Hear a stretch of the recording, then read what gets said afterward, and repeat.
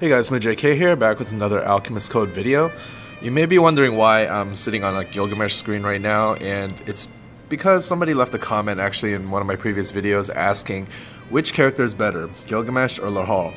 So I don't have any definitive answers. Obviously there's different situations where one is better than the other, and there's different opinions, but I'm just going to give my personal opinion, trying to be as objective as possible, but really it does come down to different situations. But so my Gilgamesh is on level 80. Unfortunately, I can't do an apples to apples comparison because I don't have enough Laharl shards to make him level 80 as well. But if you take a quick kind of like snapshot of his stats here, he has about 1500 HP, almost 700 attack, 132 agility. Those are kind of like the crucial stats, as well as his mobility, 3 move, 2 jump. So he has a lot of long distance type of attacks, which is very handy. Obviously he can attack from a distance, which keeps him relatively safe. I do have him currently set up with overdrive and one and only king for the maximum damage output possible, but a lot of people would also, you know, consider using divine shelter, which would drastically reduce his attack, but it would also make him more durable with that extra resistance. But I'm gonna go ahead and use overdrive, and for the purposes of comparison, I think this is a little bit clearer. So yeah, he's obviously a very good top tier character. His biggest strength, like I said, is the range. He has a natural attack range of 3, even from his normal attack. And he has a lot of like 3 range, 4 range type of attacks, whether it's single target or AoE. His big one, of course, is going to be a 4 range 5x5 diamond attack, which is called Gate of Babylon. He has 2 versions of this, which is basically this one with the 50 joules. That's just kind of like his regular attack, but he has 5 charges of it, which is really huge. But he also has the weapon one, the gear ability, Gate of Babylon. This special version also gives him an additional elemental resistance to all, so it's really good.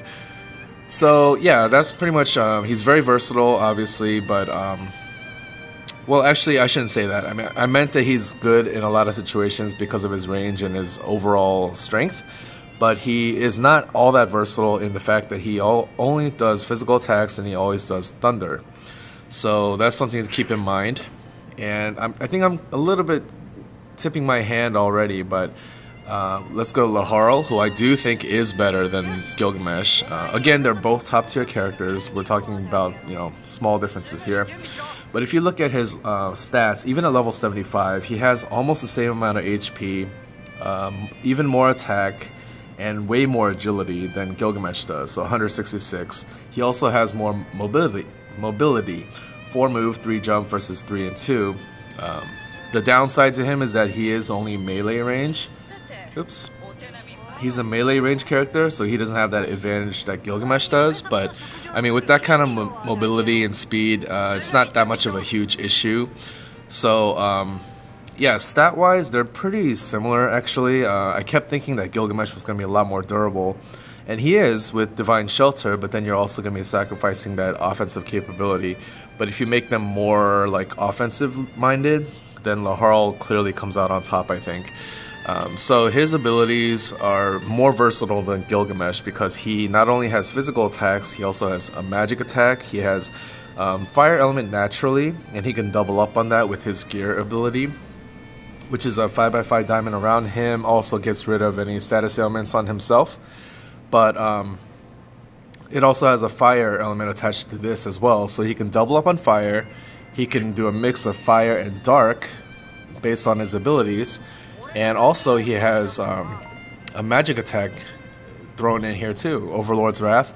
It's a dark magic attack. So as you can see, his magic stat is not bad at all, 375. And what this does is it allows him to kill certain enemies that might have really high physical defense, whether it's natural or like, you know, temporary, because one enemy boosted everybody's physical defense across the map.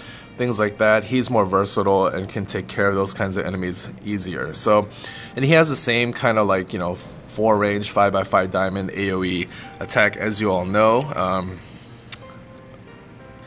The Overlord Dimension attack, it's only 3 charges, but I mean still, it's the same jewel cost, and it's just as strong, if not stronger. The multipliers are a little bit higher for him across the board as well. So yeah, offensively he's better. He doesn't really have many drawbacks compared to Gilgamesh, except for that melee range versus 3 range. But you know, in real world circumstances, I think that he's going to be able to pop out his attacks pretty regularly anyway, so it doesn't really matter. Gilgamesh also has the added advantage, by the way, of starting out with 50% jewels versus Laharl's 33% or 34%. But again, I think overall Laharl is the stronger character, and he's a better nuke, and he has more versatility as far as his attacks go. So that's my opinion there. I know it's kind of a really random way to start this video, but just wanted to throw my 2 cents in there. Again, there's going to be times when Gilgamesh is better, especially against water enemies and so forth, but I think overall Laharl is a little bit stronger. So let's go ahead and jump into the summons here. 2 of these 3 characters are characters that I need more shards for, so this is definitely worth pulling for me. I'm going to go up to step 3 and try to get at least Rosa or Laharl, and hopefully I don't get Edna because I don't really care to build her up really. So let's see if I have any luck. Oops, I didn't mean to skip that, but actually it turned out okay because I only got yellow anyway. Okay, so that was step 1. Step 2. I feel like I felt a little bit of a delay there, but I don't know if that means anything. Come on, turn red, please. Oh, jeez. Alright, double yellow. That hurts. Usually when this happens, though, I do have to admit, usually when that happens a couple times in a row, the next one will kind of make up for it with multiple reds. So hopefully that's the case again. Let's see. Alright, please give me... Actually, I honestly don't mind between Rosa or Laharl. I'll take either one. I think my Rosa's only at like level 65.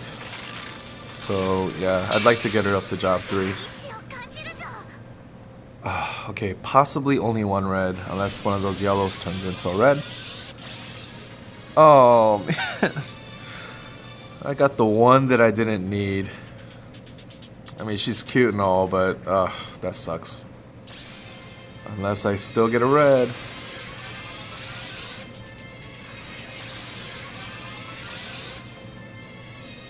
Come on, give me a red, please. Nope.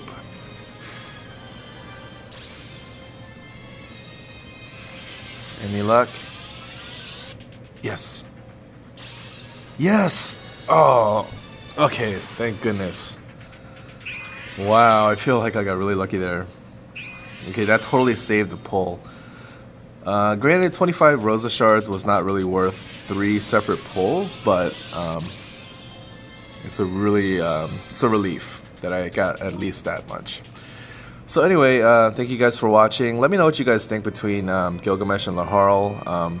I didn't want to just cop out and say it's situational, because although that's kind of true, I think we all kind of know that one is slightly better than the other overall on average. So that was just my opinion. Anyway, thank you guys for watching, and I'll see you guys next time. Peace.